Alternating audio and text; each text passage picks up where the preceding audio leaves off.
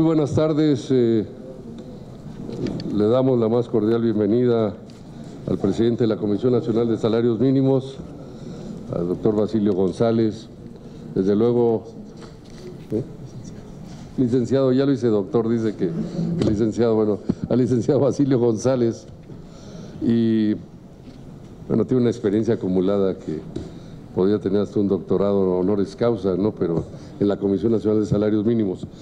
Pero también, desde luego, a la compañera senadora Patricia Mercado, secretaria de la Comisión de Trabajo y Previsión Social, a los senadores Daniel Gutiérrez Castorena y Cruz, senador también por Chihuahua, y a todos ustedes que están aquí presentes.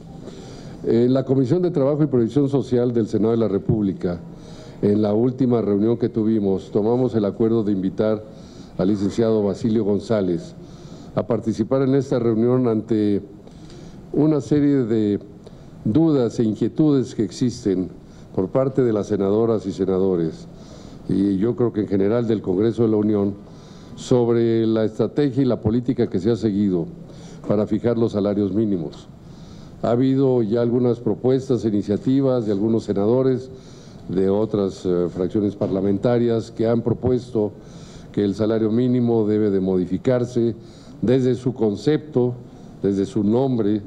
Han hecho propuestas de que en lugar de llamarle salario mínimo se llame salario digno y de otras maneras más, pero yo creo que la esencia fundamental es los criterios que se han utilizado o que se están utilizando en este caso para el año próximo para fijar el salario mínimo, las bases sobre las cuales se calcula, cómo podemos hacer compatible esto con la nueva política laboral, de justicia laboral que se está buscando implementar para mejorar el bienestar, los ingresos, los salarios y el bienestar de la clase trabajadora en México. Y esto es una preocupación del presidente electo Andrés Manuel López Obrador y del gobierno, y seguramente será una preocupación de todos y por supuesto del Senado de la República. Entonces, pues esta reunión fue convocada con esa intención de aclarar algunas dudas, de hacer algunas preguntas, de que nos diera alguna explicación el licenciado Basilio González, a nombre de la Comisión Nacional de Salarios Mínimos, y desde luego de entender mejor todos, porque hay muchas propuestas también y mucha preocupación de cómo vamos a cambiar en el corto plazo y mejorar el nivel de bienestar de los trabajadores. Y desde luego el salario mínimo, que ha sido siempre el parámetro que se establece para fijar los salarios contractuales, los salarios integrales, pues es fundamental desde luego definirlo. Ha habido todo tipo de comentarios, desde que si la Comisión Nacional de Salarios Mínimos debería de continuar o no en la nueva administración, aunque esto requiere pues obviamente una decisión de otro nivel y de una reforma constitucional, pero quisimos nosotros en este momento, que se está discutiendo ya, me imagino internamente también, o se va a comenzar a discutir, quizás a lo mejor ya hay una primera definición hoy sobre cuáles van a ser los niveles de salario mínimo.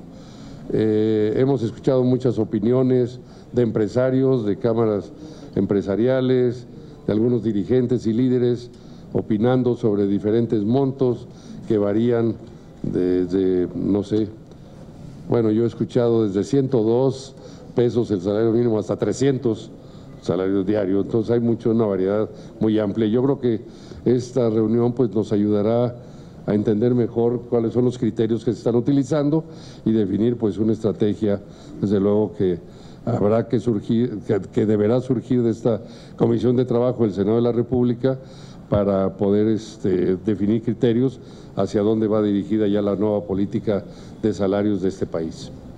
Así es que, pues bienvenido, licenciado Basilio González, y yo le quisiera pedir a la senadora Patricia Mercado, secretaria de esta Comisión de Trabajo y Previsión Social del Senado de la República, que si quisiera hacer alguna introducción, compañera senadora Patricia, para continuar con los trabajos de esta reunión. Muchas gracias, presidente de esta comisión, y pues bienvenido, don Basilio. Creo que pues ya hemos tenido en los últimos 3 años encuentros, una discusión creo que importante sobre cuál es la situación del salario mínimo, cómo se decide cada año cuál va a ser el salario mínimo para el siguiente. A partir de que desde el gobierno de la Ciudad de México, el ahora senador Miguel Ángel Mancera planteó que digamos, no podíamos pasar desapercibido que el salario mínimo, pues desde nuestro punto de vista, no cumple con el precepto constitucional, ¿no? Entonces, el objetivo de esta reunión, efectivamente, como decía el senador Gómez Urrutia, es, seguramente ustedes están tomando decisiones en este momento. La Comisión de Salarios Mínimos cada año hace estudios, encarga estudios, es una organización tripartita para poder definir finalmente cuál es el salario mínimo. En los últimos años, sobre todo en este sexenio, después de esas discusiones que me imagino ustedes tienen en el seno de la comisión, decidieron subir 1 peso por año el salario mínimo. Esa fue su decisión. Y bueno, finalmente, pues al finales de este sexenio, saber por qué tomaron esa decisión de 1 peso anual. Y digamos, tomando en cuenta que según la Organización Internacional del Trabajo, solo Cuba y Venezuela ganan, el salario mínimo está por debajo del nuestro. Incluso Guatemala, Bolivia, son países que tienen un salario mínimo mayor. Como que la pregunta es un poco como ¿por qué no? México es menos productivo que Bolivia y que Guatemala. Nuestra mano de obra es menos calificada. Somos los mexicanos más perezosos, más negligentes, y entonces no aumenta la productividad y entonces el salario mínimo tiene que mantenerse a ese nivel, y sobre todo porque de alguna manera lo que sucede cada diciembre, a partir de enero en las revisiones contractuales, pues es el parámetro, ¿no? O sea, el parámetro de cuál es la negociación en términos contractuales, cuando la negociación contractual tendría que ser pues una negociación, por supuesto, tomando en cuenta la productividad, pero que no necesariamente pues esté ligada a cuál fue el aumento al salario mínimo. Sin embargo, es así. En otros países, cuando se ha hecho una reestructuración de la mirada y de cómo se revaloriza el salario mínimo, los salarios contractuales pues jalan hacia arriba, aunque por supuesto yo creo que ahora con la ratificación del convenio 98 y la ley reglamentaria a la reforma constitucional por una nueva justicia laboral,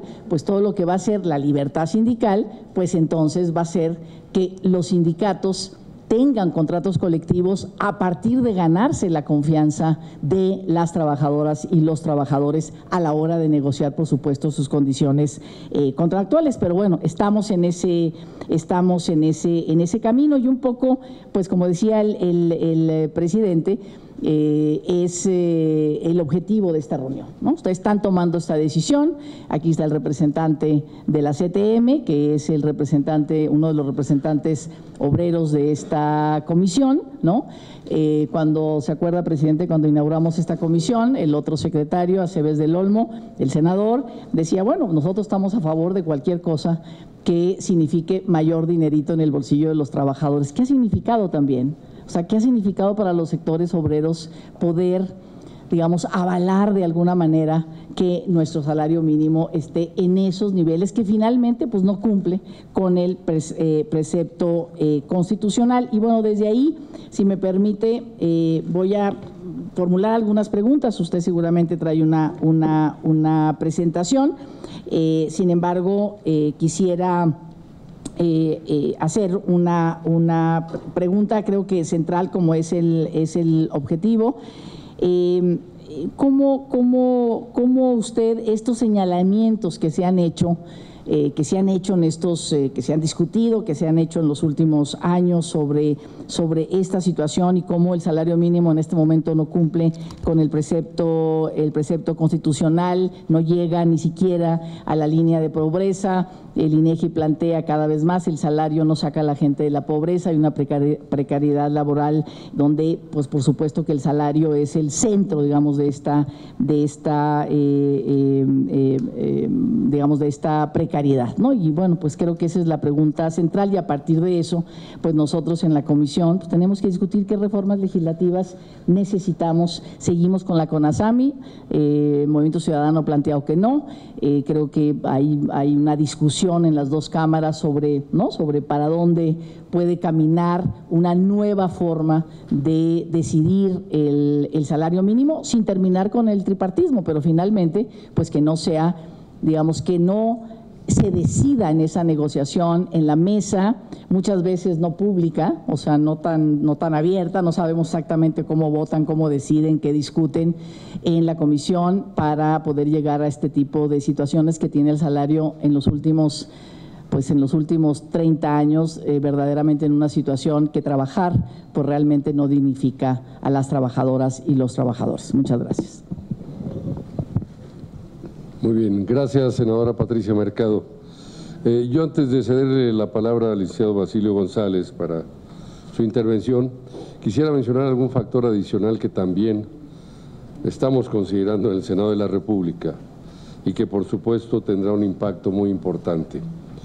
Dentro de las negociaciones del Tratado de Libre Comercio o de la actualización del tratado, pues obviamente hay un nuevo capítulo sobre derechos laborales. Y hay un interés y una presión muy importante que ha venido de las otros dos miembros del tratado, de Estados Unidos y de Canadá, de que México debería de subir sus salarios, de que los trabajadores mexicanos deberían de ganar mucho más que lo que ganan actualmente, y de que la competitividad y la flexibilidad de las empresas no debe estarse basada solamente en los salarios bajos con los que viven los trabajadores mexicanos.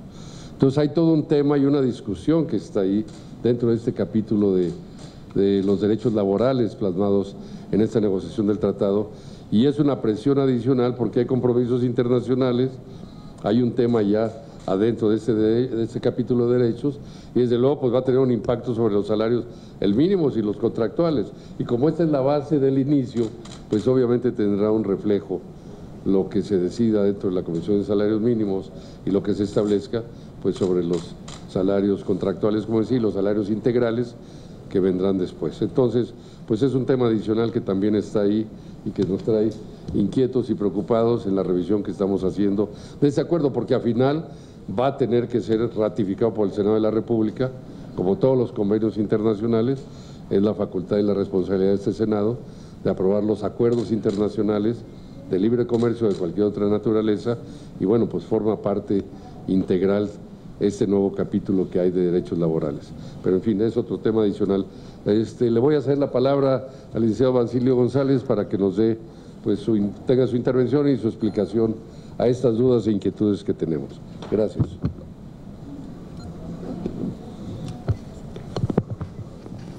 Pues muchas gracias, muy amables.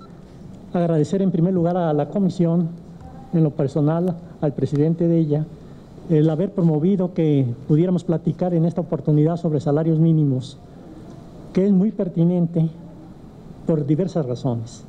Aparentemente, cuando hablamos de salario mínimo, la primera impresión que tenemos es que lo sabemos todo sobre salarios mínimos, y que eso, simplemente el hecho de saber que no cumplimos con el mandato constitucional, el saber que no tenemos ni alcanzamos la línea de pobreza, o el saber que no contribuye a eliminar la pobreza en México, desde el punto de vista obviamente social, nos da derecho a opinar y a tener, por lo tanto, cualquier criterio y cualquier comentario que podamos hacer sobre salarios mínimos. Y el primero de ellos es la insatisfacción que en general se siente en el país por este problema de que el salario mínimo no sea suficiente para cubrir las necesidades que mandata la Constitución.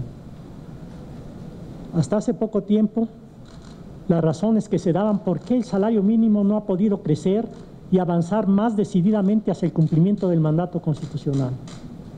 Realmente es por una decisión política, es porque quien fija los salarios mínimos en México, y tener muy presente, los salarios mínimos en México no los fija el presidente de la República, ni el secretario del Trabajo, ni el presidente de la Comisión Nacional de los Salarios Mínimos. Legalmente, quien fija los salarios mínimos en México es el Consejo de Representantes de la Comisión Nacional de los Salarios Mínimos. Y ese Consejo de Representantes de la Comisión Nacional de los Salarios Mínimos se integra por 11 representantes obreros, 11 representantes patronales y un solo representante gubernamental, que es el presidente de la Comisión de Salarios Mínimos. Los representantes obreros y los representantes patronales se eligen cada 4 años en elecciones, se vota por ellos y se vota por personas, no por organismos. O sea, quienes proponen tienen que llevar los votos suficientes para poder tener la representación correspondiente. El modelo institucional que tenemos en México, dicho por la Organización Internacional del Trabajo, es un modelo de avanzada, que no lo tienen prácticamente ningún otro país en el mundo. Hay comisiones tripartitas en el mundo que también fijan los salarios mínimos, pero ahí las representaciones son paritarias. El mismo número de representantes obreros, el mismo número de representantes patronales y el mismo número de representantes gubernamentales. Pero con una característica adicional, los representantes obreros y patronales los propone el presidente de la República, no se eligen. Entonces, desde ese punto de vista, la Organización Internacional del Trabajo, el modelo, el diseño que tenemos en México lo ha considerado siempre como un diseño de avanzada, como algo que sería conveniente que se adoptara en otras partes del mundo. Entonces, a veces perdemos, les digo, hay poca información o no conocemos tan al detalle muchos de estos elementos que son sustantivos cuando se fija o se piensa en la fijación de los salarios mínimos. Y la gran pregunta, ¿por qué no se podían incrementar los salarios mínimos en México?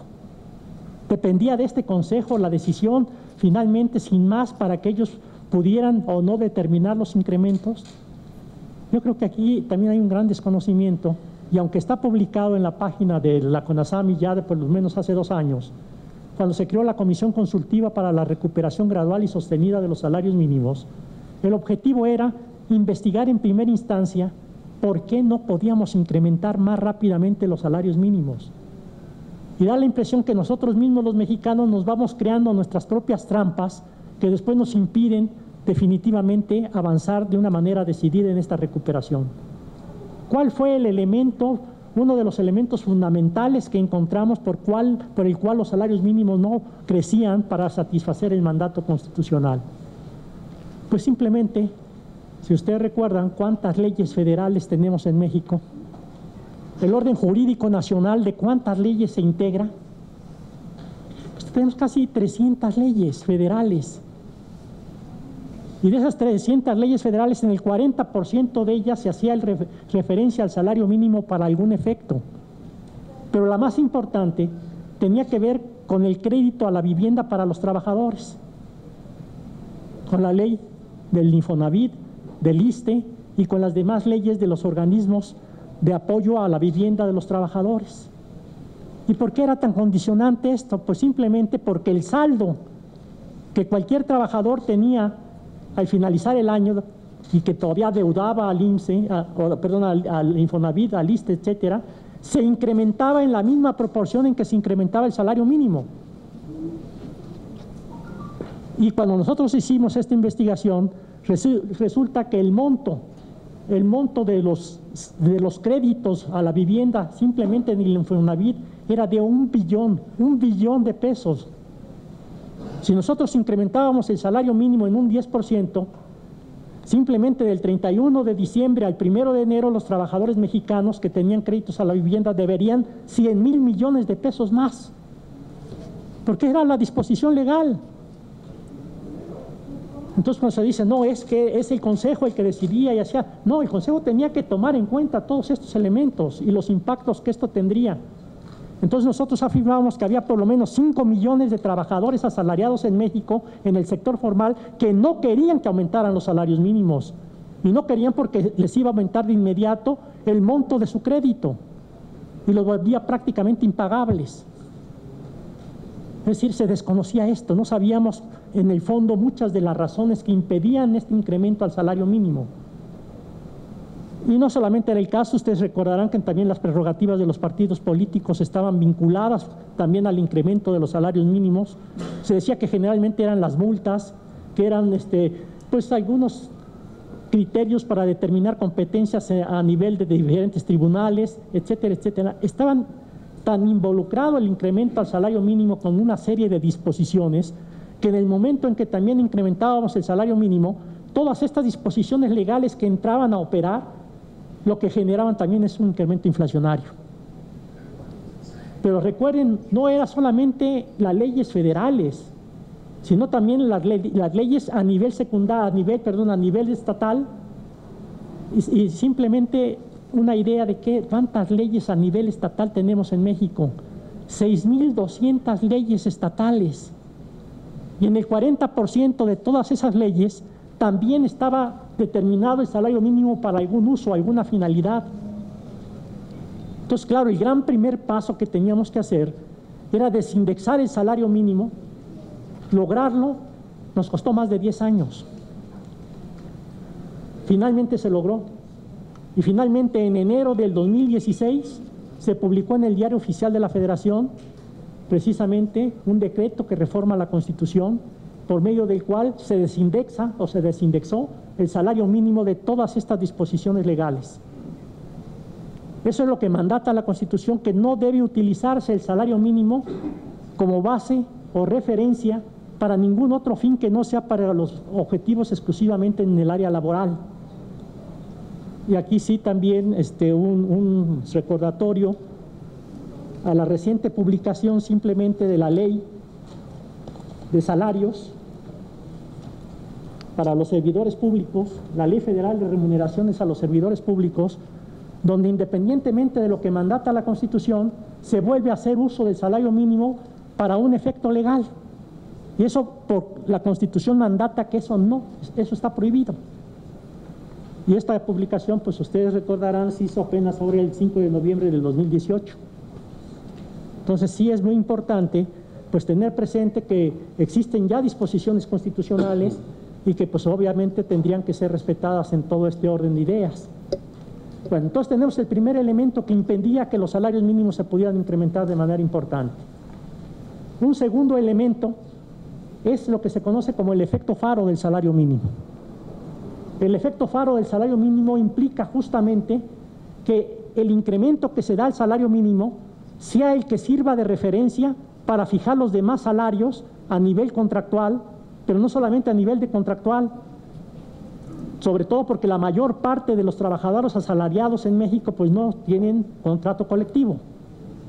Entonces, por lo tanto, queda ahí un universo que es la mayoría de los trabajadores asalariados de México, que ni son trabajadores que perciben el salario mínimo, ni son trabajadores que tienen tampoco contrato colectivo, y en qué se basaban esos trabajadores para pedir sus incrementos salariales en las empresas.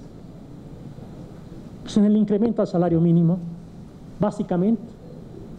Y los indicadores que teníamos, entonces nos dábamos cuenta que el salario mínimo servía de referencia prácticamente para fijar la mayoría de los salarios en este país, porque incluso en el sector público también los servidores públicos estábamos muy apegados a los incrementos que se daban al salario mínimo. Entonces resultaba que la Comisión de Salarios Mínimos, que había sido creada con un objetivo específico, que era fijar el incremento al salario mínimo, se estaba convirtiendo en rectora prácticamente de los incrementos salariales en el país, exceptuando los altos salarios. Los altos salarios sí tenían otras reglas distintas, tanto en el sector público como en el sector privado. Entonces, ¿qué había necesidad de explorar? Porque esta disposición de que el salario mínimo sirviera como referente para la fijación de los demás salarios, no estaba dado por ley. Habían sido los usos y costumbres los que habían creado y siguen creando esta relación. ¿Y de dónde viene? De una manera muy determinante. ¿En qué momento se generó esto? Durante la etapa de los pactos. En el momento de los pactos, si ustedes revisan algunos de ellos, podrán ver que ahí estaba establecido que el incremento que se daba al salario mínimo era también el incremento que deberían tener los salarios contractuales. Y entonces se comenzó a crear de origen, con base en esto, una relación que, vuelvo a insistir, no es por ley. Recuerden ustedes que ninguno de los pactos fue un pacto legal en términos de haber sido publicado en el Diario Oficial, fueron acuerdos de voluntades, y así se comenzó a establecer esta relación de manera continua. Claro, entonces resulta que en las economías que funcionan, digamos, más con las leyes del mercado, más acorde con la indicación de que los salarios son considerados, quiéranse que no, en esas economías como un precio, pues ¿cuáles son las leyes que fijan los precios? Pues la ley de la oferta y la demanda, fundamentalmente. Pero en materia de salarios mínimos, esos mismos países que hacen que la ley de la oferta y la demanda rija para los demás bienes y servicios en el mercado, tampoco lo aplican para salarios mínimos. ¿Por qué? Porque también la mayor parte de los países del mundo fijan salarios mínimos legales, con diversos procedimientos, no exclusivamente el único procedimiento que aplicamos en México no es un procedimiento universal. Existen otros procedimientos también para fijar salarios mínimos. Y con todas las ventajas y desventajas que estos procedimientos tienen. La mayor parte sí lo hacen. La mayor parte de los países del mundo quien fija los salarios mínimos es el Ejecutivo. Se acabó. Tiene que hacer consultas a los sectores, sí, pero consultas, digamos, un poco informales, etcétera. Y finalmente el que tiene la responsabilidad de fijar el salario mínimo es exclusivamente el Ejecutivo. Otro sistema de fijar salarios mínimos es también, en algunos países que son pocos, quien fija los salarios mínimos es el legislativo. Y la crítica que se ha hecho siempre cuando se fijan salarios mínimos por el legislativo es que pues depende de la mayoría que un partido tenga en algún congreso para que sea la orientación que se le dé al salario mínimo vaya en un camino o vaya en el otro. Pero eso no es exactamente, digamos, desde el punto de vista de las condiciones operativas de una economía, lo más conveniente. ¿Qué debería ser y cuál es el criterio fundamental que se utiliza en otros países para fijar, sobre todo en contratación colectiva, salarios? La productividad. El criterio de productividad, el aumento de productividad. Y aquí en México se dice, bueno, la productividad en México está aumentando, está creciendo. ¿Por qué los salarios no crecen? Porque tenemos que ver la composición de esa productividad. ¿Quiénes son los que ganan principalmente salarios mínimos en México? ¿En qué empresas trabajan? Solamente la mayor parte de los trabajadores de salario mínimo están en micro y pequeñas empresas. Micro y pequeñas empresas. Y no se nos olvide que el 96% de todos los establecimientos comerciales, industriales y de servicios que hay en el país tienen menos de 20 trabajadores. Y son los que dan la mayor parte del empleo en este país. Obviamente, bajo las reglas actuales, prácticamente, pues esa mayor parte de los trabajadores que hay en el país, pues no pueden formar sindicatos. Porque para formar un sindicato hay una disposición expresa. Salvo cuando se rigen por contratos ley, ahí operan otras reglas. Pero son muy pocas las empresas que realmente pudieran constituir sindicatos. Entonces, por lo tanto, lo que nos encontramos que frente a esa estructura productiva, de que la mayor parte de los trabajadores que perciben un salario mínimo están en micro y pequeñas empresas, y un dato todavía más preciso, el 60% de todos los establecimientos del país tiene como máximo 5 trabajadores. 5 trabajadores. Y son a ellos a los que fundamentalmente les va a aplicar los incrementos que se den a los salarios mínimos. Entonces viene el problema, ¿y cómo deshacemos el efecto faro? Si lo que debe regir en la economía de manera sana es la productividad, pues bueno, lo primero que nos encontramos es que en las micro y pequeñas empresas, por lo menos en los últimos 20 años, en lugar de que aumente la productividad ha caído. Entonces dice, bueno, pues si nos guiáramos por el criterio de productividad, pues simplemente no podríamos incrementar el salario mínimo. En cambio, las grandes empresas, la situación es diferente. Ahí sí tienen índices de productividad casi, digamos, a nivel internacional. Ahí sí pueden aplicar bajo otros criterios los incrementos salariales. Pero entonces el problema seguía siendo cómo, de qué manera se busca que el efecto faro no repercuta en los demás salarios del país. Y créanme que era una gran duda, porque vuelvo a insistirles, no había disposiciones legales expresas en este sentido y había que probar si efectivamente al otorgar incrementos salariales por arriba de las condiciones que normalmente se venían haciendo en la comisión, se estaba diluyendo ese efecto faro del salario mínimo. Y a un año, después de que dio resultados la comisión consultiva de la que les hablaba anteriormente, que creó lo que se llama el MIR. ¿Qué es el MIR? Es el Monto Independiente de Recuperación del Salario Mínimo. Y se creó específicamente como consecuencia de todos los trabajos de la comisión consultiva este MIR, ¿Qué es lo que ha permitido durante los 2 últimos años? Que el incremento a los salarios mínimos no son de 1 peso, mucho más que 1 peso, ojalá. Eso no funciona de esa manera, ¿verdad? Entonces el planteamiento, simplemente el MIR, en la primera ocasión que se fijó fueron 4 pesos diarios, y en la segunda ocasión, que es la que está vigente actualmente, fueron 5 pesos diarios, más el incremento tradicional al salario mínimo. Y había el temor de que eso se repercutiera en automático en los demás salarios del país. Y lo que pudimos constatar durante ya 2 años es que ese efecto faro se ha diluido. Es decir, que efectivamente no se ha repercutido de manera directa ni en salarios contractuales, ni tampoco en el resto de los salarios de los trabajadores de México. O sea, estamos viendo el punto de vista de salarios mínimos. Y el tercer gran factor, que ese es el más crítico al final de cuentas para que pudiéramos avanzar más rápidamente en el incremento a los salarios mínimos, pues es que la economía crezca. Y una economía que lleva 30 años prácticamente creciendo al 2%, realmente, ¿qué puede garantizar de salarios a los trabajadores en México? Ese es el gran dilema, al final de cuentas, de los mexicanos.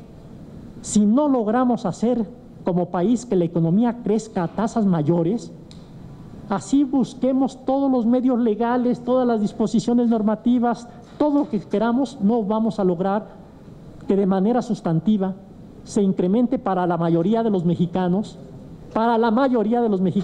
los salarios mínimos de una manera significativa. Habrá sectores, habrá ramas, etcétera, sobre todo aquellas que estén vinculadas al comercio exterior, que a lo mejor sí lo pueden hacer. Pero aquí estamos hablando de esa gran mayoría de trabajadores que trabajan en micro y pequeñas empresas.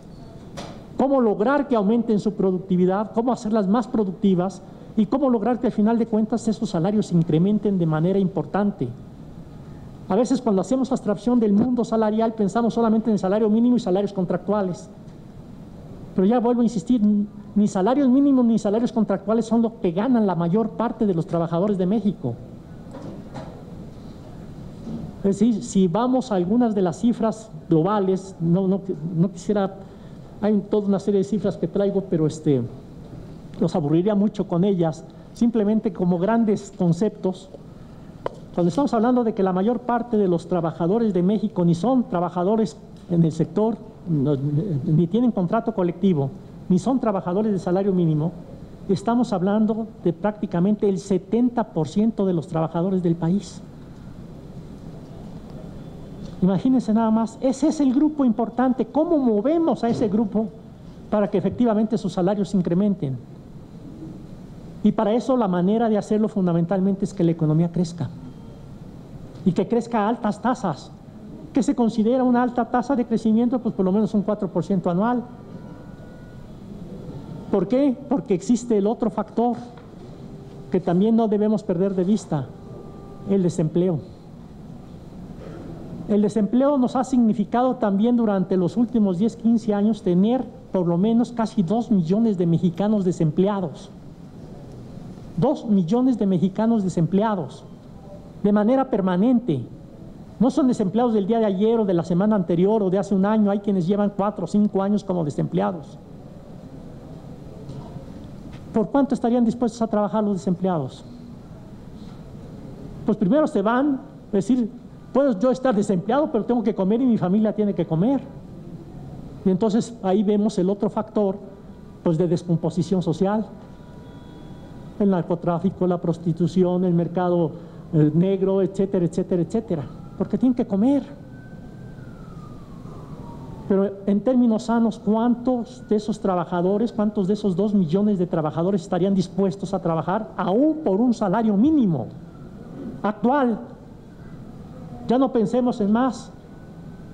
Y resulta que el número de desempleados es casi igual que el número de trabajadores de salario mínimo que tenemos en este país. De trabajadores asalariados. Porque esa es otra cifra que también se confunde frecuentemente. Se dice, no, tenemos 6 millones de trabajadores que ganan menos del mínimo. Son trabajadores, pero no son trabajadores asalariados todos ellos.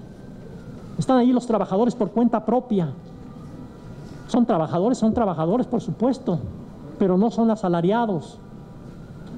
y no les va a impactar de ninguna manera cualquier incremento que se dé al salario mínimo, porque eso depende de sus ventas en el mercado, de su actividad cotidiana, etcétera, etcétera. Ahí también están los empresarios, para este efecto son también trabajadores y están comprendidos en ese grupo. Y hay empresarios que también en este país no ganan más allá de un salario mínimo y medio, en las micro y pequeñas empresas, sobre todo en las microempresas. Entonces, cuando hablamos de trabajadores asalariados de tiempo completo, que es lo que mandata prácticamente la Ley Federal del Trabajo, a quienes debemos fijarles salarios mínimos son trabajadores asalariados de tiempo completo. Ahí tenemos alrededor exactamente más o menos de 2 millones de trabajadores en México. Con una característica adicional, casi el 70% de estos trabajadores están en el sector informal. ¿Cómo garantizar que un incremento al salario mínimo les va a impactar a ellos? Asegurarlo de que finalmente van a ganar también y les van a incrementar en el sector informal el salario mínimo. Claro, cuando decimos el salario mínimo no ayuda para resolver la pobreza, cuando estamos hablando de 2 millones de trabajadores asalariados de tiempo completo, comparado contra el universo total de trabajadores, pues, ¿qué impacto va a tener para que esto sea el elemento que venga a contribuir a que la pobreza disminuya? Y lo ha dicho el Coneval, no el INEGI, el Coneval lo ha dicho, el incremento al salario mínimo ni ahorita ni en el futuro es posible que resuelva ningún problema de pobreza, porque el número de trabajadores que lo perciben es muy pequeño. Donde tenemos que actuar es donde está la mayoría de los trabajadores de este país. Y a esos trabajadores, ¿quién los defiende? ¿Dónde está la información, las organizaciones que estén defendiendo a ese 70% prácticamente de los trabajadores de México? De esos no oímos hablar. Simplemente los hemos oscurecido como fantasmas. Estamos más preocupados por los 2 millones de trabajadores que ganan el salario mínimo que por el resto de los 70% de los trabajadores de este país que tampoco tienen ni salario mínimo ni contrato colectivo. Es decir, vean cómo nos hemos deformado a veces en el análisis de los problemas, pensando que actuando en uno vamos a resolver el problema del otro. Y desgraciadamente no es así. Perdón, ustedes me dicen tiempos, porque... Yo creo que ya. Ahora le preguntamos. Si me permites, y yo creo que hay muchas dudas, inquietudes. No quiero ser rudo, pero creo que yo quisiera darle la oportunidad a algunos de los senadores, miembros de la Comisión de Trabajo, si quisieran externar sus puntos de vista, sus preocupaciones y sus opiniones sobre este tema tan importante, por favor. Adelante, tiene la palabra el senador Daniel Gutiérrez Castorena. Gracias, muy amable.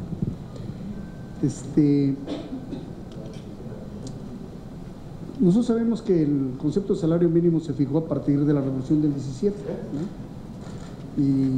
Y bueno, tenía como propósito fundamental, los constituyentes del 17 tenían como propósito fundamental, pues que el salario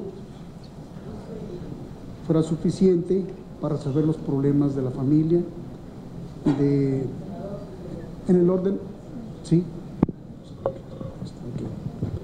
En el orden material, social, cultural, eso es en términos de carácter legal, términos legales. Y bueno, en ese sentido, pues se va a formar una comisión que tú, con mucha... ¿Sí está prendido? Ah, sí está. Sí. ¿Sí se oye? Ah, ok, ¿y ahora sí? Bien.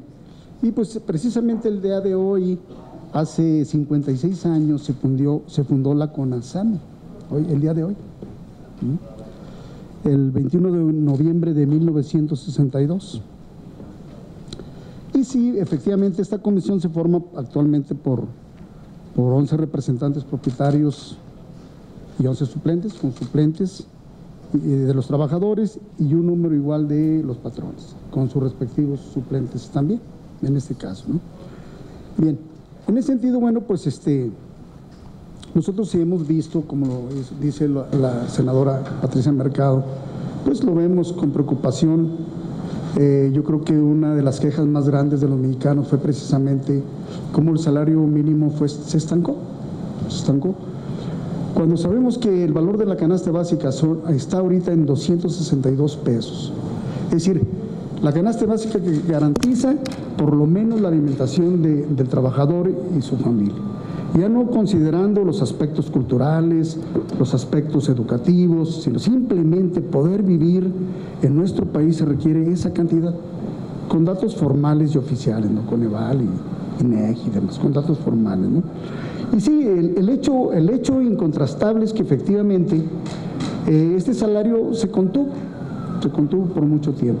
Como dijo la señora Patricia, no era 1 peso, eran 2. Hay que aclarar el punto, no eran 2 pesos, porque lo veíamos, todos lo vimos, los incrementos salariales.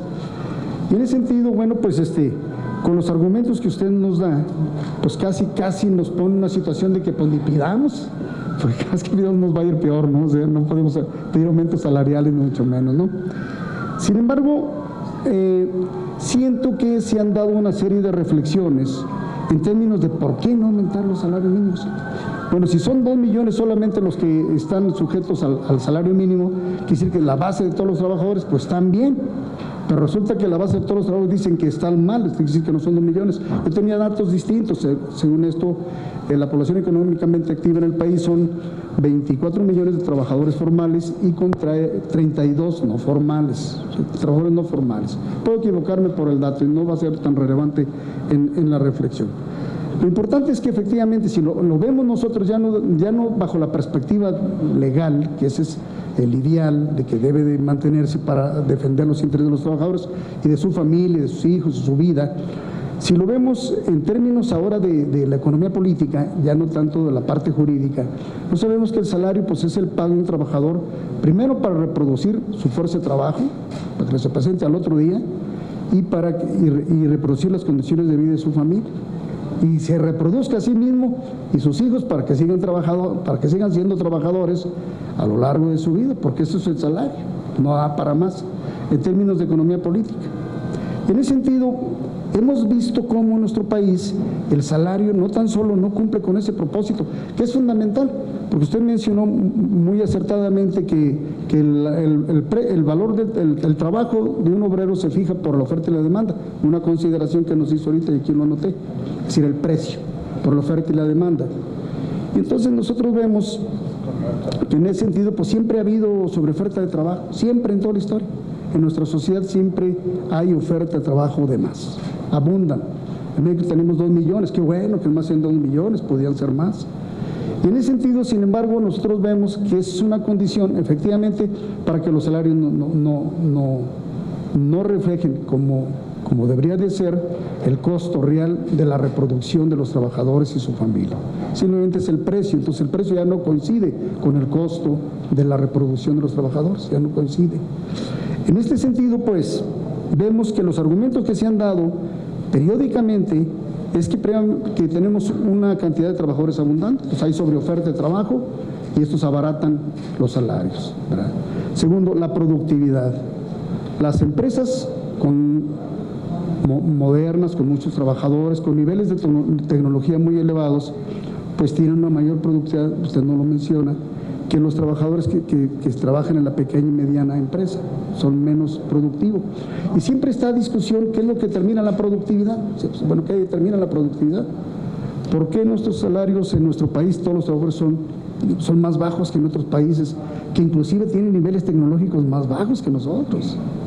Bueno, porque se dice son pocos, no son tan productivos, debemos aumentar la productividad para poder incrementar los salarios. Sin embargo, ¿qué determina la productividad? ¿Qué es lo que origina que se dé la productividad? Bueno, al menos en términos de economía política, se dice muy claramente, una forma de incrementar la productividad, pues prolonga la jornada de trabajo, que ya se hizo con los acuerdos que se hicieron, prolonga la jornada de trabajo. Hay otro elemento, identifícales el mismo trabajo en el mismo tiempo y también dan más los trabajadores, intensifícalos, haz lo que hagan más en el mismo tiempo. Y la tercera, que es la más fácil y que se puede demostrar muy sencillo, pues se introduce niveles tecnológicos más altos que los hará trabajar más intensamente, serán más productivos obviamente, pero eso no se ha visto en nuestro país, porque los niveles tecnológicos en nuestro país se han incrementado considerablemente, casi en todos los niveles.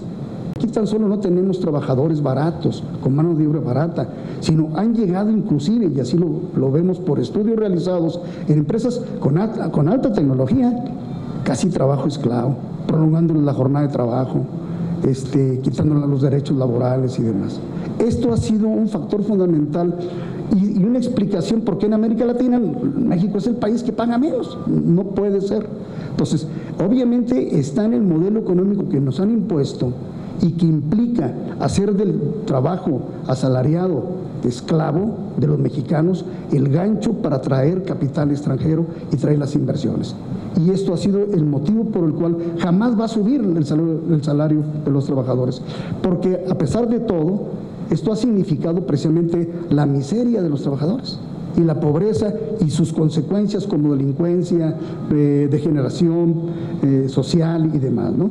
Entonces, creemos nosotros que efectivamente está llegando el momento de que se consideren estos elementos y que pues, se dé un reparto no justo, sino racional, para que precisamente los que generan la riqueza en nuestro país, los que dan su vida, los que se esfuerzan, los que crean con su trabajo diario y cotidiano, tengan las condiciones mínimas para existir. Ya no las tienen. El salario mínimo no es un elemento que permita pensar que una familia puede reproducirse. Si no le entran otros miembros de la familia, no se completa lo que requiere una familia para poder vivir. Pues es un momento para hacer una seria reflexión, romper con ese tabú de que el incremento salarial genera inflación, porque la riqueza está ahí. Cuando los grandes se llevan el dinero y lo gastan en abundancia, no genera inflación. Y cuando se dan 2 pesos a los trabajadores, como lo vinieron haciendo casi en 30 años, sí genera inflación. No lo consigo, con 2 pesos no se puede generar inflación. Pero cuando se gastan fortunas en dinero suntuoso, en derrochando el dinero, ahí no genera inflación, genera placer, pero no para los trabajadores. Entonces yo creo que hay que considerarlo muy bien y pensarlo muy bien y hacer una seria reflexión, porque esta situación de los mexicanos ya no lo pueden soportar. Y esa fue una precisamente de las demandas que nos hicieron a nosotros como partido, los ciudadanos, para que pusiéramos atención en ese problema. Muchas gracias, senador. Muy bien, muchas gracias, senador Daniel Gutiérrez Castorena. No sé si algún otro senador, miembro de la Comisión de Trabajo, quisiera hacer algún comentario. Si la senadora Patricia Mercado. Adelante. Adelante, senadora Patricia Mercado.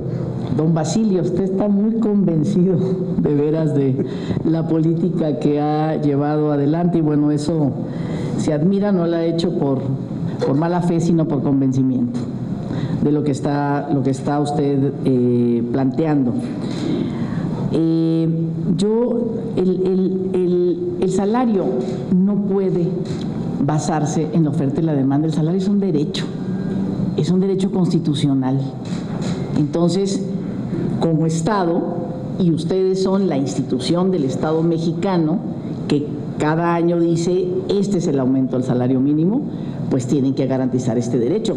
Ha habido varias instituciones que han le han planteado a la CONASAMI fallas en su funcionamiento. La Auditoría Superior de la Federación, ¿no? Por los costos tan altos de sus estudios. El Instituto Nacional de Acceso a la Información les ha llamado, digamos, la atención a CONASAMI por reservar y tratar de guardar en secreto el documento, ese último documento que usted se ha comprometido a hacerlo público de esta comisión, donde había una idea de que se iba a aumentar de manera sustancial el salario mínimo a partir de estudios que fueron hace 2 años, especiales, y que finalmente no se hizo y exactamente no se dio a conocer. ¿Por qué? ¿Por qué llegaron a esa conclusión de que no se podía? La Suprema Corte de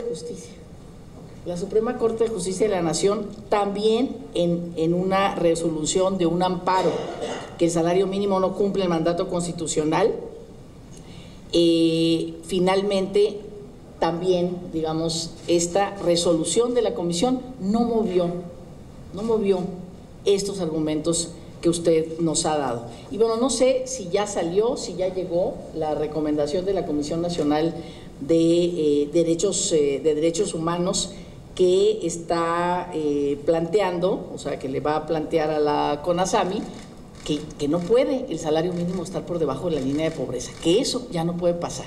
Entonces, decir, una serie de organismos que le han planteado a la CONASAMI, porque esto de plantear no hay productividad, no hay crecimiento en la economía, por lo tanto no podemos aumentar los salarios.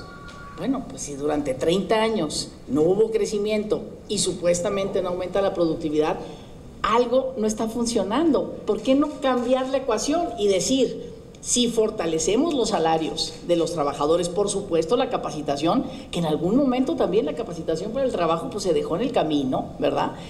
Si invertimos la ecuación y decimos mejores salarios, no es una nueva ecuación y a lo mejor nos implicaría, no a lo mejor, ya están todas las evidencias en esos países de América Latina donde han aumentado los salarios mínimos, donde han aumentado los salarios contractuales, que son economías que rompieron el círculo perverso y que están creciendo económicamente como economías y a pesar, digamos, o con esta pues con esta retribución, ¿no? a los trabajadores. Entonces me parece, digamos, la política salarial, más que una política que tiene que ver con tutelar, con favorecer los derechos de los trabajadores, pues se convirtió en una política, en un instrumento de política económica para detener la inflación y para, ¿no? Según estos argumentos que se han planteado. ¿Cómo que un instrumento de política económica? Es un derecho, de nuevo, es un derecho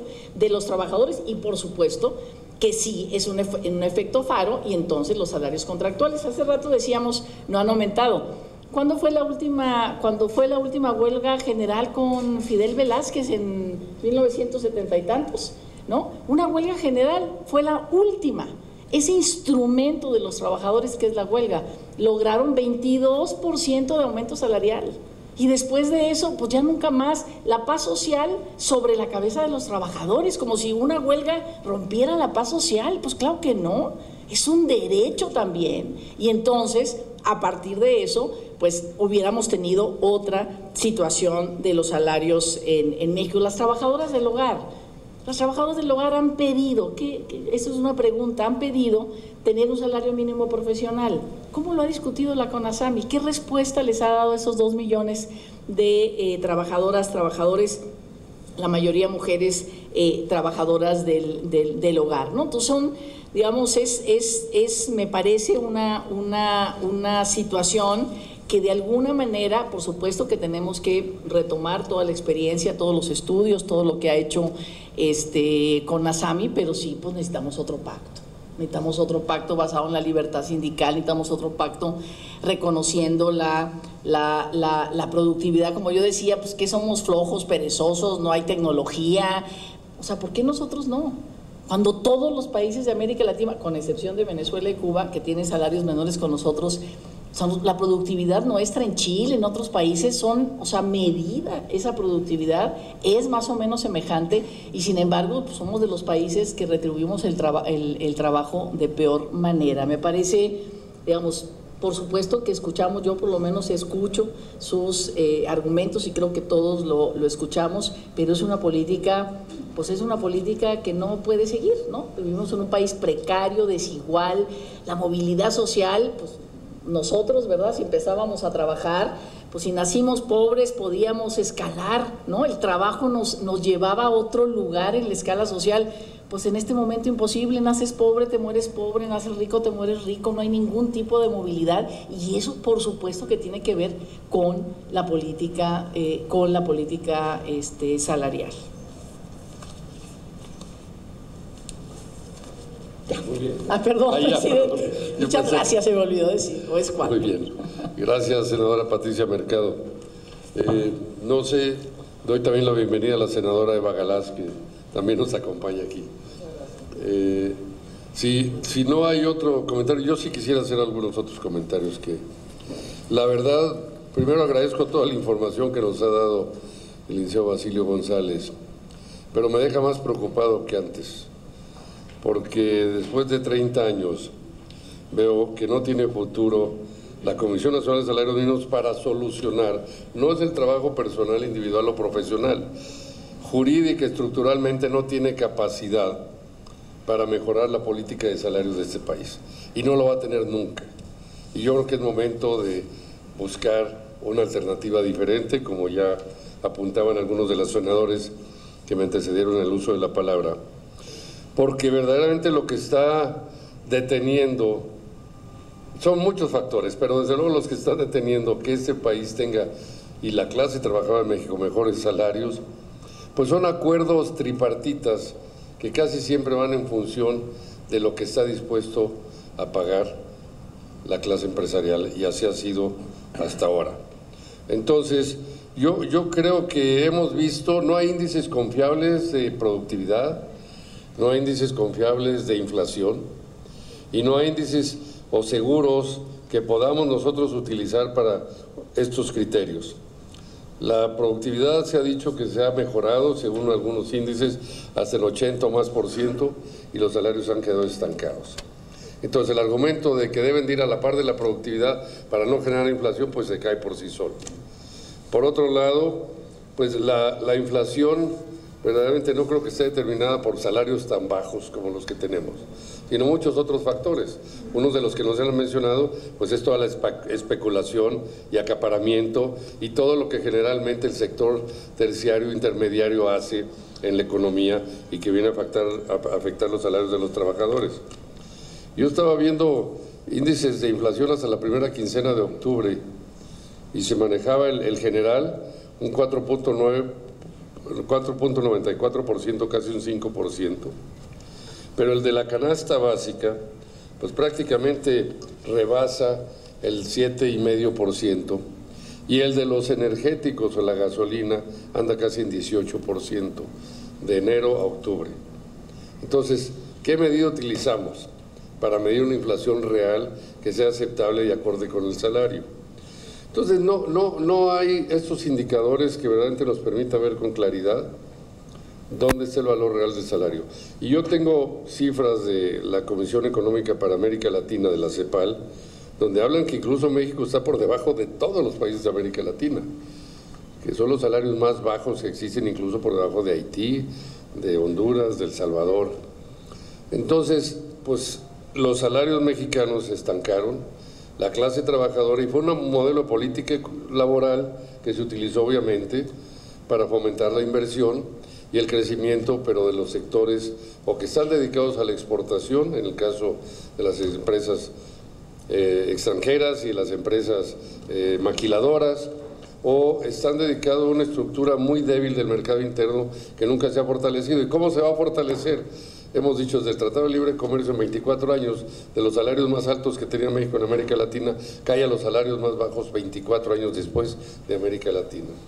¿Cómo lo explicamos? Bueno, pues obviamente es un modelo que se orientó hacia la exportación y a atraer la inversión extranjera en base al costo mínimo de salarios, al costo laboral para las empresas. Y esto no lo hemos podido revertir porque no están los instrumentos jurídicos. No estoy cuestionando ni la capacidad profesional ni el esfuerzo que se ha hecho, pero la verdad es que no está totalmente limitada para cambiar hacia una política de salarios moderna, eficiente, que reactive el poder adquisitivo de las personas, de los trabajadores, el consumo, la demanda y por supuesto la actividad interna de inversión para el mercado interno. Entonces yo creo que pues esto nos lleva a pensar y a meditar realmente cómo vamos a cambiar esto y corregirlo y adaptarlo a las nuevas circunstancias y a la nueva política que va a venir, que ya está llegando, que ya llegó y que a partir de diciembre seguramente se va a acelerar mucho más.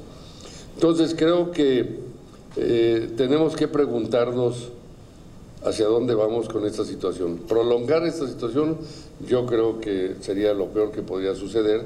La verdad hay una gran expectativa, una gran esperanza, no solo de la clase trabajadora, yo creo que del pueblo en general, de mejorar su nivel de bienestar.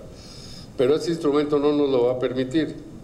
Entonces, bueno, pues tenemos que buscar estas alternativas y pronto. Yo no sé ahorita, y sería una pregunta muy directa al licenciado Basilio González, ¿ya está predeterminado el nivel de incremento de los salarios mínimos para el 2019? ¿Ya llegó alguna propuesta de los sectores tripartitas respecto a cuánto va a subir. Digo, se maneja mucho en los medios y generosamente los empresarios dicen a veces, estamos dispuestos a dar hasta 102 pesos o 100 o lo que sea. Bueno, pero la verdad es que si nos vamos así, pues vamos a seguir igual, porque en términos reales, pues por supuesto no va a servir de nada. Ni va a mejorar el poder adquisitivo real, ni el ingreso real de los trabajadores, ni del pueblo de México. Y si 2/3 partes de la población gana entre 1 y 2,5 salarios mínimos, bueno, pues entonces estamos atrapados en un sector que no puede crecer, que no tiene estímulos y que no vamos a avanzar y a salir de esta situación.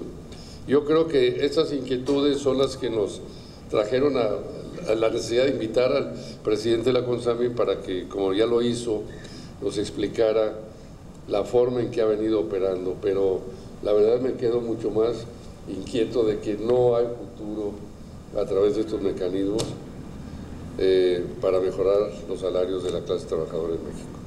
Y esto es algo que sí es muy serio, porque yo creo que las expectativas, como decía, son muy altas, pero además la realidad nos puede rebasar y llevarnos a un conflicto mucho mayor, que entonces pondría en riesgo muchos otros programas de políticas públicas y de gobierno, que yo creo que la idea es anticiparse y resolverlos. Así es que, pues, me queda esta duda, pero sigo pensando si todavía el 2019 sigue siendo ya un salario establecido, definido, sugerido, o simplemente pues cada quien cuando hace una declaración de las cámaras empresariales o de los dirigentes pues hablan de un monto con el que todo el mundo se quedaría tranquilo, pero pues podemos seguir así otros 30 años más. No lo creo que los aguante el país, ni la paz laboral ni social en México. Entonces, pues ¿hacia dónde vamos? Hay que replantearse de fondo cómo cambiar y reestructurar la política laboral, la política de salarios y desde luego cómo nos lleva hacia una mejor política de bienestar social para la población. Gracias.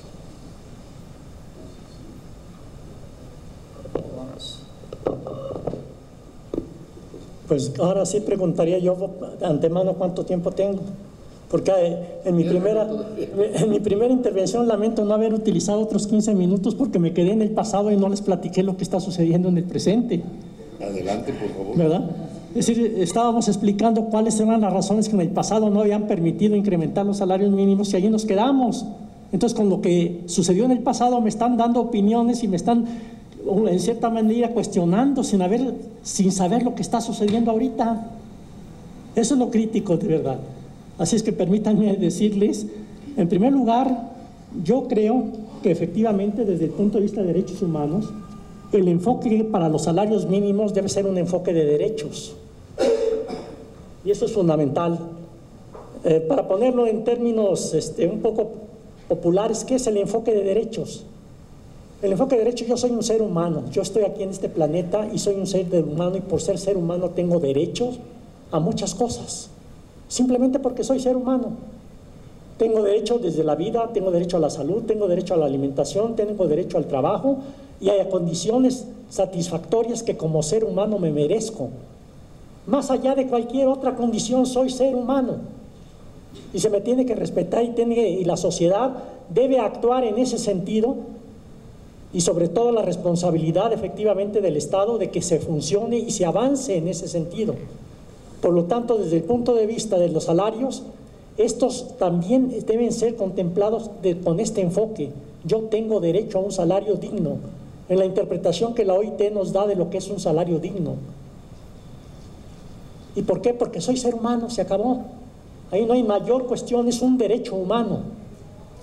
Así es que no me digan que yo estoy muy casado con todas las demás ideas. No, yo defiendo y considero que este es fundamental para ver el tema de los salarios. Ahora, con este enfoque viene el otro planteamiento. ¿En qué medida todos los derechos humanos se ven cumplidos? No solamente el del salario, sino todos los demás derechos humanos. ¿Qué ha tenido que hacer la sociedad para ir avanzando en cada uno de ellos y cuál está al 100% cumplido? Y no solamente en México, en el mundo. No se nos olvide que en el mundo hay 3.450 millones de trabajadores asalariados, de trabajadores. Y de esos 3.450, el 60% no gana más de $1 al día. Y el 80% no gana más de $2 al día de toda la humanidad. Entonces, es decir, ¿está cumpliendo la humanidad con este enfoque de derechos? Pues obviamente no. ¿México está cumpliendo con este enfoque de derechos? No. Entonces tenemos obviamente que ver cómo hacemos para avanzar, ya no para que lleguemos al tope, pero sí para avanzar de una manera continua con este enfoque. Esa es mi concepción a nivel personal, ideológico en este sentido. El problema está en que si no vamos superando las limitaciones para ello, pues obviamente, pues más que sigamos hablando y diciendo y defendiendo y protestando y hasta saliendo a la calle, pues no lo vamos a conseguir. El problema es qué tenemos verdaderamente que hacer para conseguirlo. Y una de las cosas que conseguimos en estos 2 últimos años es recuperar el poder adquisitivo del salario mínimo en alrededor de entre un 15%, lo que no se había hecho en los últimos 40 años. Para eso fue necesario que desindexar, como les dije, saber dónde están los problemas. Para eso fue necesario avanzar también con este enfoque de dilución del efecto Faro. Y el otro gran problema que les vuelvo a insistir es cómo hacemos que la economía crezca por lo menos a un 4% cada año. Esos son los retos de a de veras. Lo demás es seguir peloteando el problema, a ver quién gana más, quién se ubica más políticamente, quién obtiene un cierto beneficio. Y no creo que ese sea el objetivo. El objetivo es que hagamos que realmente el trabajador mexicano tenga un nivel salarial que le permita satisfactoriamente satisfacer sus necesidades. Imagínense ustedes que el salario fuera suficiente, cualquier salario que tuviéramos en México fuera suficiente para que la persona viviera dignamente, que tuviera educación, que tuviera alimentación, que tuviera vivienda, que tuviera diversión, que tuviera todos los satisfactores. Si eso se diera a través de un salario, no necesitaría ninguna política social. La política social viene en buena parte a compensar lo que no es posible hacer vía los salarios. Pero si un salario fuera suficiente para darle al ser humano todo lo que el ser humano necesita, no necesitaría ninguna política social. Así de simple es el problema. ¿Y qué país no tiene política social en el mundo? Todos. Los más desarrollados tienen política social. O sea, quiere decir que el salario de esos países, por muy altos que sean sus niveles salariales, no les da para satisfacer de manera satisfactoria las necesidades y necesitan entrar con instrumentos de política social para apoyar todo eso. Con un elemento adicional, los países que más han avanzado en este sentido, del Producto Interno Bruto, tienen un ingreso del 40 al 50% del Producto Interno Bruto. En México tenemos el 17, el 18, el 20%. Y los países de América Latina están igual. Más o menos esos son los ingresos públicos. El 20, el 25, el 30, nos llegamos al 25%. Los países europeos sí tienen el 40 y hasta el 50% del Producto Interno Bruto son sus ingresos públicos. ¿Qué son capaces de hacer con eso? Pues el doble de lo que estamos haciendo ahorita. Entonces el enfoque es de esa naturaleza. Y vuelvo a insistir, lo que hemos hecho durante los 2 últimos años es recuperar parte del poder adquisitivo del salario mínimo. Estamos muy lejos todavía de lo que debe ser el salario mínimo, estamos muy lejos. Siempre lo he dicho, no estamos cumpliendo con el mandato constitucional en materia de salarios mínimos. No estamos cumpliendo con muchas de las disposiciones y tratados que México tiene suscritos a nivel internacional en materia de salarios mínimos. Nos lo han señalado reiteradamente. Imagínense que fuera un acto voluntarioso, que efectivamente el gobierno pudiera libremente fijar los salarios. ¿No sería un suicidio político no hacerlo? Pues claro que sí, si tuviera la absoluta libertad de fijar el nivel salarial que se le pegara la gana. Pero ¿qué pasa luego efectivamente con el otro factor? ¿Se pueden controlar los precios de los bienes y servicios? Y México ya vivió esa etapa cuando se tuvo controlados los precios de los bienes y servicios. Desaparecieron del mercado. Para conseguir un litro de leche, ustedes vieran qué problema era en este país, un kilo de huevo, vieran qué problema era en este país. Una caja de galletas, una sardina. ¿Por qué? Porque las empresas decían, no ganamos, si nos controlas precios no produzco, no me puedes obligar a producir. Entonces tenemos que tener una visión más íntegra y más completa de esto. Lo que está haciendo la Comisión de Salarios Mínimos fue justamente avanzar en este gran esfuerzo. Las condiciones actuales, si siguiera indexado el salario mínimo, si no hubiéramos logrado que eso se eliminara, fuera quien fuera con la mejor voluntad no iba a poder incrementar el salario mínimo porque iba a lastimar a 5 millones de trabajadores que no iban a poder pagar su crédito a la vivienda. Así de ese tamaño es el problema, pero si hacemos abstracción de todo esto y nos creamos un mundo diferente, pues ese mundo existirá en nuestra cabeza, pero no en la realidad. Y obviamente yo estoy convencido de que es necesario que la próxima administración definitivamente avance de una manera más rápida en la recuperación del poder adquisitivo del salario mínimo, porque tiene los elementos, tiene las bases que creamos durante este periodo para que lo pueda hacer. Y se puede hacer, y estoy seguro que lo vamos a comenzar a ver ya a partir de este mes de diciembre. No hay ningún acuerdo en este momento.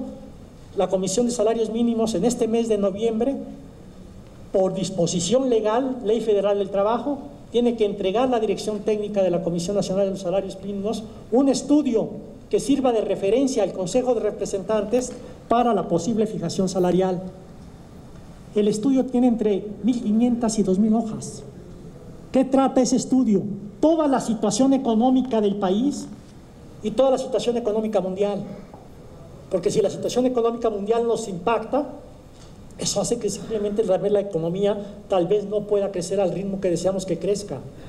Si Estados Unidos y los demás países del mundo siguen regularizando su política monetaria, ya lo sabemos, medio punto, 1/4 de punto porcentual que aumente la Reserva Federal de los Estados Unidos su tasa, nos va a impactar en la economía mexicana en cerca de 20,000 millones de pesos más de intereses que tenemos que pagar por el servicio de la deuda. Eso el público. Las empresas privadas, que también se fueron por el crédito barato que significaba las tasas que había a nivel internacional, quién sabe cuánto más tengan que pagar. Ahí sí no tenemos cifras. Igualmente, si la política comercial que está siguiendo el presidente Trump sigue acentuándose, ahí nos vamos a ver afectados en el otro sentido de nuestras exportaciones. Y el motor que ha sido el crecimiento de la economía mexicana durante los últimos años son las exportaciones. Acuérdense, diariamente México está exportando entre 1.200 y 1.300 millones de dólares diarios. Diarios. Imagínense lo que es producir esa cantidad de bienes y servicios en este país. ¿Quiénes lo hacen? Los mexicanos. Los que están ahí metidos en las empresas, en las plantas productivas, en el campo, y que son los que están logrando esta posibilidad. ¿No se sintió Estados Unidos amenazado por el dinamismo y el crecimiento de las exportaciones mexicanas, que entró a la renegociación del Tratado de Libre Comercio porque le estábamos haciendo daño a los mexicanos, a su economía? ¿Somos competitivos o no somos competitivos los mexicanos? ¿Estamos produciendo o no estamos produciendo? Nada de ningún país de flojos. Los mexicanos son los que tenemos en número de horas al año, los que trabajamos más horas en el mundo. Y sin embargo, todo eso no va. Pero ahora veamos la otra imagen de la moneda. Sí, efectivamente, todos los países centroamericanos tienen un salario mínimo del doble del mexicano. ¿Y qué está pasando ahorita con los centroamericanos entonces? ¿Cómo teniendo un salario mejor que el mexicano se quieren ir de su país o de sus países? ¿Por qué? Si tienen un buen salario, tienen el doble, ¿por qué se quieren ir de sus países? ¿Porque basta solamente el salario mínimo para que eso satisfaga las necesidades humanas? Pues no. Así de simple, no basta el incremento del salario mínimo para decir ya no va a haber pobreza. No hay pobreza en Nicaragua, no hay pobreza en Honduras, no hay pobreza en Guatemala. ¿Y qué importa que el salario mínimo sea el doble del México? Si no queremos ver cuál es la realidad y hacer abstracción, vuelvo a insistir, de cosas que simplemente nosotros pensamos sin haberlas vivido y estudiado, desgraciadamente vamos a estar actuando sobre una realidad que no es, sobre la que tenemos que actuar para hacer verdaderamente justicia a los trabajadores mexicanos. Yo les preguntaría, ¿de qué nivel tienen que ser los salarios para que satisfagan las necesidades de un jefe de familia en este país? ¿De 2, de 3 veces, de 4 veces el salario mínimo actual?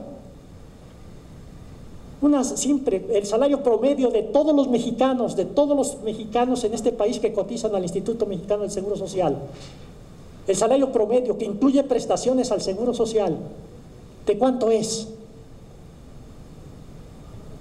Al mes son como 10,800 pesos con todo y prestaciones de todos los mexicanos de este país. Pero el 60% de todos los mexicanos de este país no gana más de 5,000 pesos al mes. ¿Le es suficiente a los mexicanos 5,000 pesos para satisfacer sus necesidades? Pues no, claro que no. Ahora lleven el salario mínimo del nivel actual a los 5,000 pesos y aún así sigue sin ser suficiente para satisfacer sus necesidades. Entonces el camino es otro. Podemos cambiar las instituciones, podemos hacer todo lo que queramos. Ya vivimos una etapa que para muchos se nos ha olvidado, cuando el salario mínimo se incrementó hasta 4 veces en el año y el incremento fue de más del 120% al año. Eso nos permitió combatir la pobreza, nos permitió salir del problema. Pues claro, no, pues si la inflación creció al 142, 152%. ¿De qué nos sirve incrementar? ¿Qué vale más incrementar un 20% el salario mínimo si la inflación es del 21 o incrementar en 2% el salario mínimo si la inflación es del 1? ¿Cuándo se gana más? El trabajador gana más cuando el salario mínimo se incrementa un 2% y la inflación es de 1. En cambio no va a ganar nada si incrementa en 20 y la inflación es del 22. Ahí pierde. ¿Verdad? ¿Hay evidencia de eso? Sí lo tenemos, No hay claro que sí, evidencia tenemos los de que el salario estudios. mínimo aumentado, no hay inflación en este momento. No estamos hablando, estoy hablando por eso, ubiquémonos. Yo dije, cuando sucedió, dije, tenemos la experiencia de que eso sucedió, ¿verdad? No estoy diciendo ahorita, en este momento ocurriría eso, ¿verdad? Perdón. Sí, me permiten, también está con nosotros el senador Víctor Manuel Castro Cosío, quisiera hacer algunos comentarios. Yo creo que este tema, la verdad, lo estamos viendo de una manera muy diferente, por lo que veo, porque y no es un tema, no es un tema de político nada más, es un tema de justicia, y es un tema que no se ha alcanzado y que puede haber todos los argumentos que se digan, pero la realidad es, aunque seamos el 6º productor de automóviles en el mundo, junto con Corea, o el 4º exportador de autopartes en el mundo, pues la verdad es que los trabajadores siguen viviendo en condiciones de 88 pesos al día o al doble. Es algo que verdaderamente preocupa, desde luego, porque pues ha creado una desigualdad terrible en este país. Y yo creo que ese modelo que se aplicó en los últimos 30 años no puede continuar y no va a continuar seguramente, ¿no? Pero bueno, yo quiero dejar la palabra aquí a mi compañero el senador Víctor Castro para que haga sus comentarios, por favor. Licenciado Basilio, pues le reconozco el que con tanta objetividad usted nos haya ilustrado de cómo el fracaso de un modelo está en el ocaso ya, o tendría que, fíjese, le voy a platicar algo y para que despierten algunos compañeros que están aquí. Quiero decirles, vino una señora de Noruega a visitar el país cuando el licenciado López Mateos gobernaba. No había esta situación que vivimos hoy. Y había el IPI, Instituto de Protección a la Infancia, ¿lo recuerdo? Y doña Eva Sámano de López Mateos, para los más jóvenes, le dijo, lo llevó a la señora y al primer ministro noruego a que recorrieran aquí en la Ciudad de México algunos INPI. Y cuando terminaron la gira, le preguntaron a la señora de Noruega que si qué opinaba del IPI.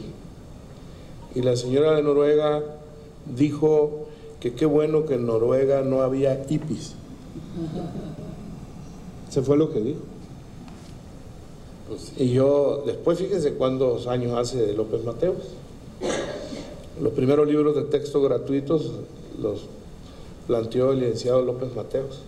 Las bibliotecas que cada quien tenía en sus casas, de los que éramos los más pobres de los pobres, eran nuestros libros de texto los únicos que había en casa.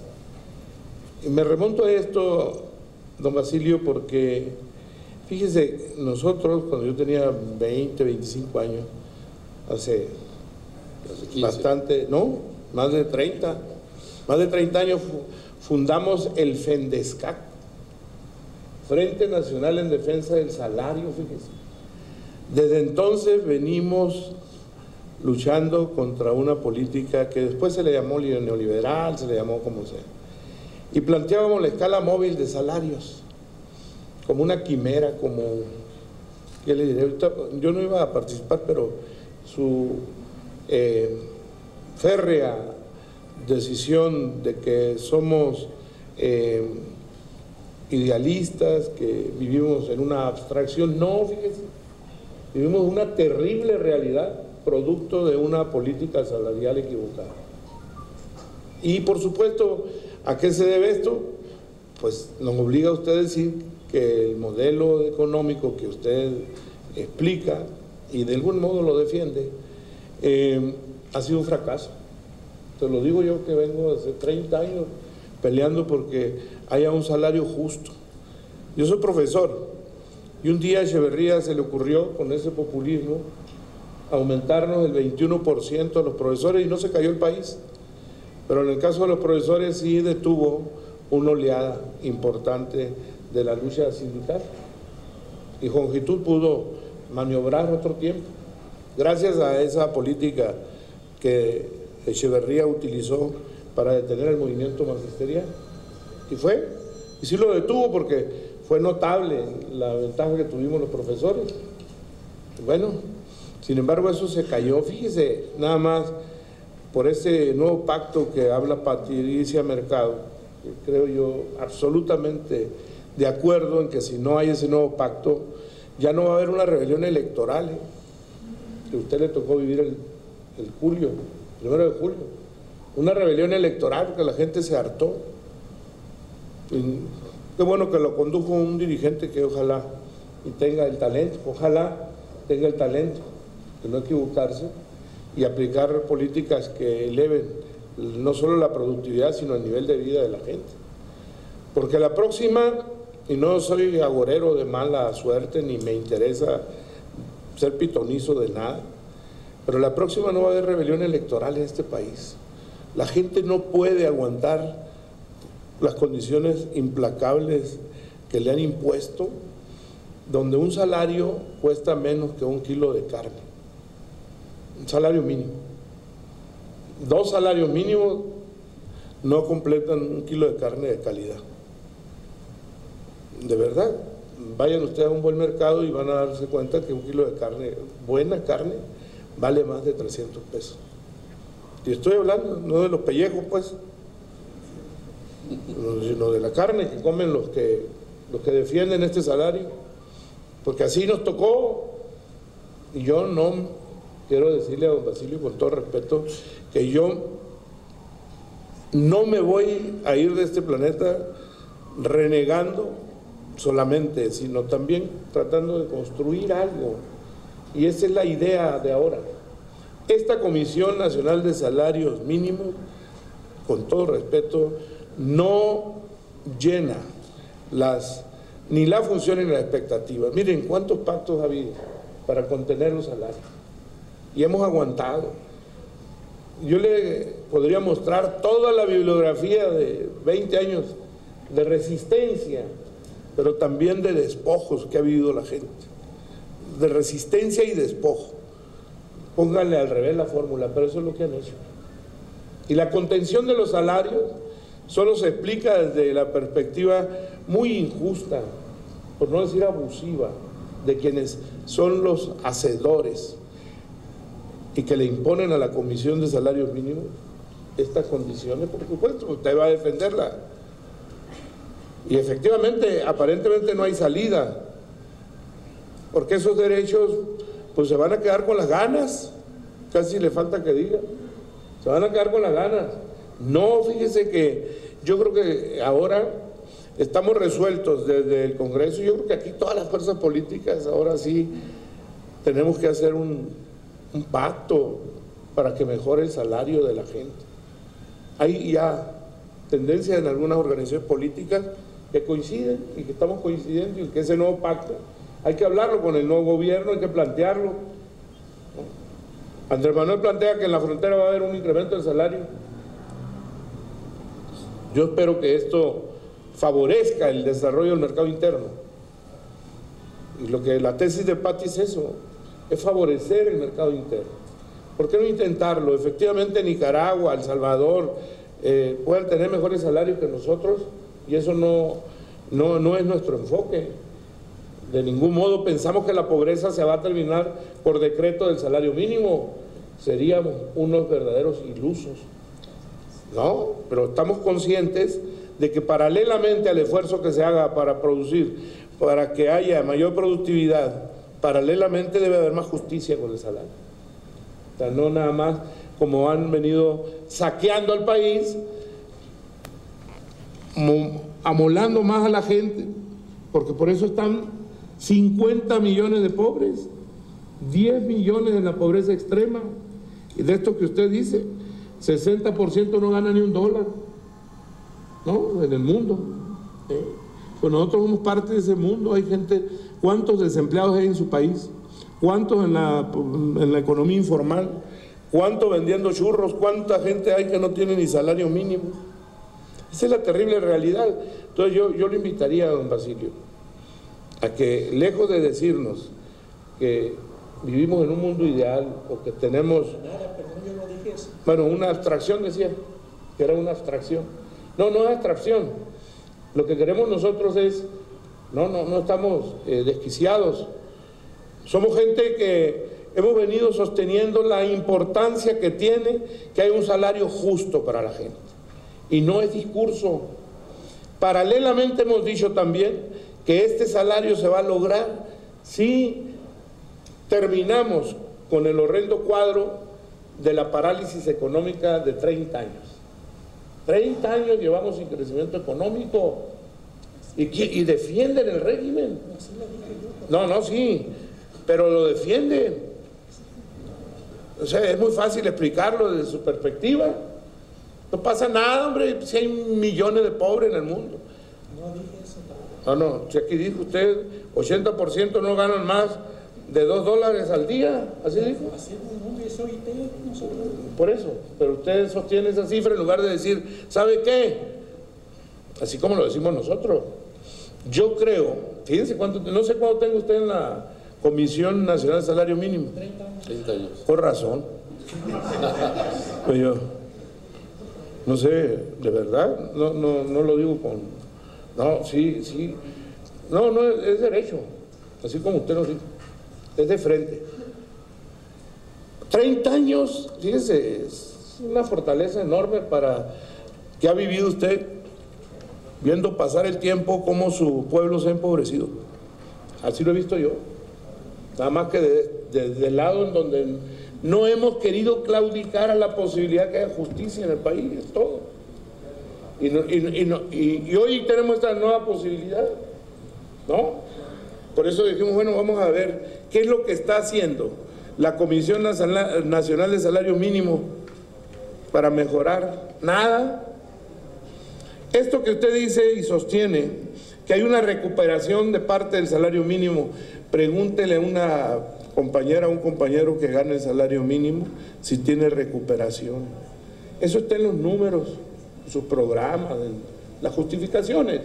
Porque de algún modo tienen que justificar ustedes esta política implacable contra el pueblo de México. ¿Quién les soporta? Es un modelo de desarrollo. Palabras que yo no dije ni pensé. No se moleste, tranquilo, tranquilo. Lo que sí tiene usted 30 años en una comisión que ha sido la barrera que ha impuesto quienes diseñan la política económica en este país. Usted de alguna manera, tranquilamente, puede venir a explicar al Senado de la República con toda su calma, decir, bueno, aquí lo dijo, 80 millones no ganan, que casi nos dice, tranquilo, pues sí, hay gente más jodida que ustedes. Digo, está usted en un Senado donde el privilegio es es el símbolo. Por eso alguien sostiene que no podía haber gobierno rico con pueblo pobre. Por eso iniciamos un proceso de austeridad aquí en el Senado y toda la fuerza política dijimos, es correcto, vamos. ¿Vamos a ir más todavía? Claro que sí. Tiene que ir avanzando nuestro nivel de conciencia para ver cómo sufre la gente para dar de comer a sus hijos. Y no es un asunto patético, ¿no?, de que aquí victimizarnos. Es una realidad que hay que transformar. Por eso nos hemos negado desde hace muchos años, los dirigentes, la gente que está aquí, de todos los partidos, a que aceptemos que las cosas van bien.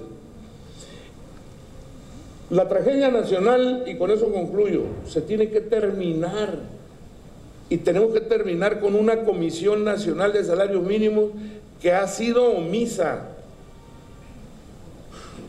Es lo mínimo que puedo decir frente a la realidad de la gente que gana 88 pesos diarios, que es la gente que sufre esa política que hasta el día de hoy no es personal, es parte usted de un engrane que lo han sostenido 30 años.